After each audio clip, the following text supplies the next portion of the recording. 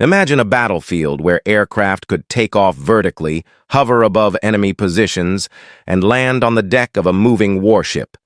Today, that sounds ordinary. But in the early 1940s, it seemed almost impossible. Yet during the Second World War, Germany developed one of the world's most advanced helicopters, the Flettner FL-282 Kolibri, or Hummingbird.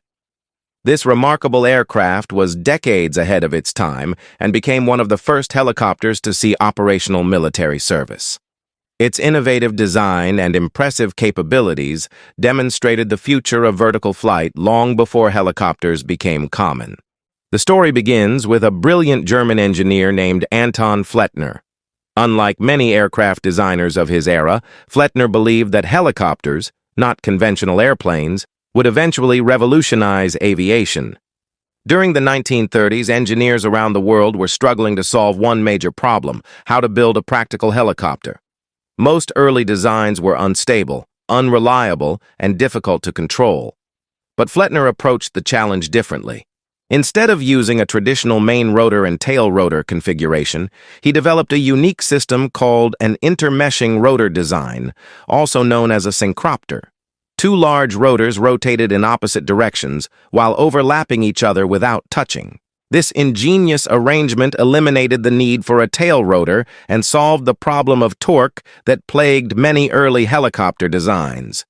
The result was a compact, highly maneuverable aircraft with exceptional stability. Flettner's earlier helicopter, the FL-265, proved that the concept worked. Encouraged by its success, he began developing an improved version that would become the FL-282 Kolibri. By 1940, the first prototypes were taking shape. The helicopter featured a lightweight steel tube frame covered with fabric. Its cockpit sat at the front, providing excellent visibility for the pilot. Behind the cockpit was a Siemens Halske radial engine, producing around 160 horsepower. The aircraft looked unlike anything else in the skies. With its exposed framework, twin intermeshing rotors, and compact fuselage, the Kolibri resembled a giant mechanical insect more than a conventional aircraft. But appearances were deceiving. The little helicopter possessed extraordinary flying qualities. Flight testing began in earnest during 1941. Test pilots quickly discovered that the Kolibri was remarkably stable and easy to control. Unlike many early helicopters that demanded constant corrections from the pilot, the FL-282 could hover steadily and maneuver with surprising precision. Even more impressive was its reliability. The engine could operate for hundreds of hours with minimal maintenance, a major achievement for the period. Pilots reported that the aircraft handled rough weather exceptionally well and remained stable even in strong winds. The German military immediately recognized the helicopter's potential. Both the Luftwaffe and the Kriegsmarine became interested in the new aircraft. For the German Navy, the Kolibri offered an entirely new capability. Warships had long struggled with reconnaissance. Float planes required catapults and calm seas, while conventional aircraft needed runways. The FL-282 could simply lift off from a small platform on a ship's deck.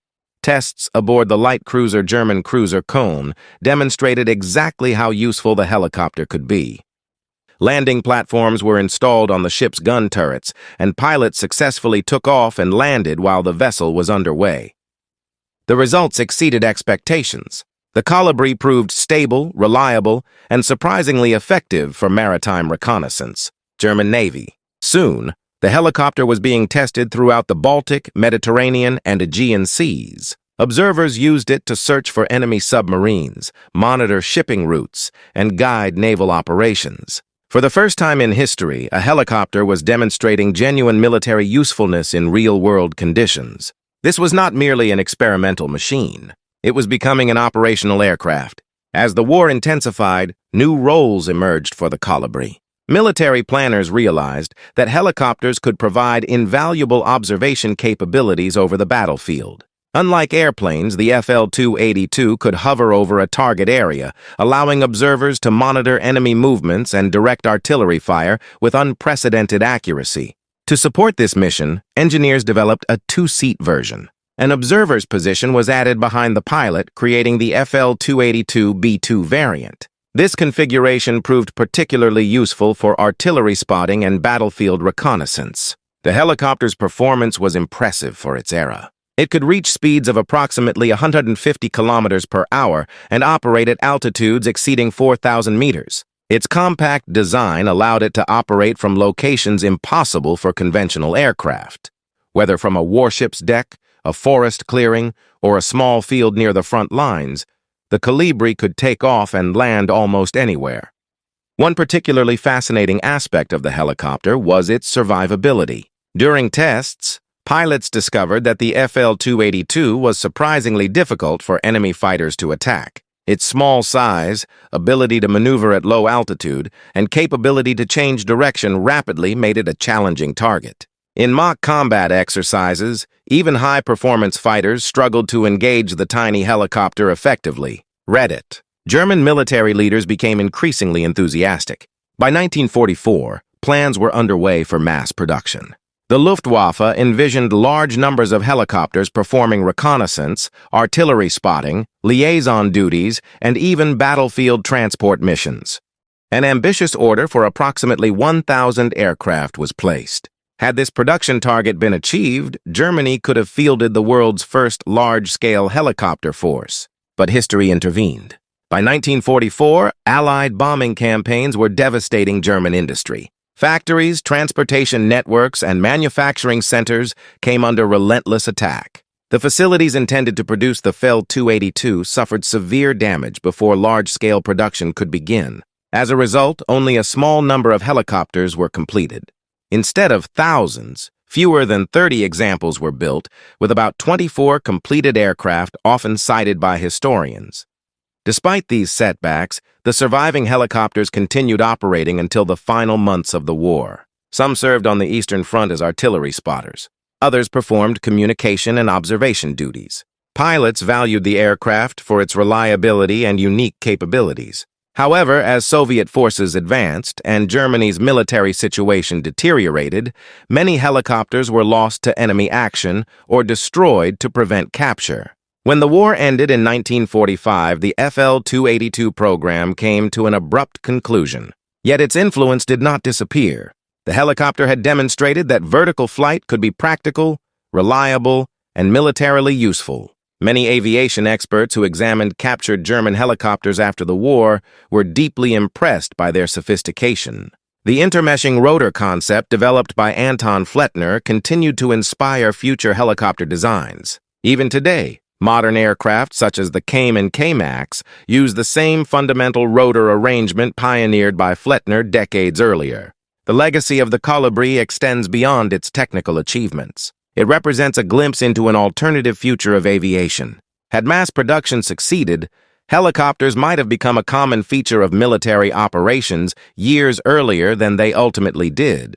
Imagine hundreds of reconnaissance helicopters hovering over battlefields, directing artillery fire, transporting supplies, and performing rescue missions across Europe during the final years of the war. The possibilities were extraordinary, but circumstances prevented that vision from becoming reality. Instead, the FL-282 remained a technological marvel produced in limited numbers. Today, aviation historians regard the Colibri as one of the most important helicopters ever built. Its innovative engineering, operational success, and pioneering role in military aviation earned it a unique place in history. At a time when most helicopters remained experimental curiosities, the FL-282 proved that rotary wing aircraft could become practical tools of war and transportation. Its success paved the way for the helicopter revolution that followed after World War II. Every modern helicopter, from rescue aircraft and military gunships to news helicopters and air ambulances, owes something to the pioneering work of Anton Flettner and his remarkable Colibri. The little hummingbird may have flown for only a few years, but its impact echoes through aviation history to this day. The Flettner FL-282 Colibri was more than a helicopter. It was a glimpse into the future. And for a brief moment during the darkest days of World War II, that future took flight.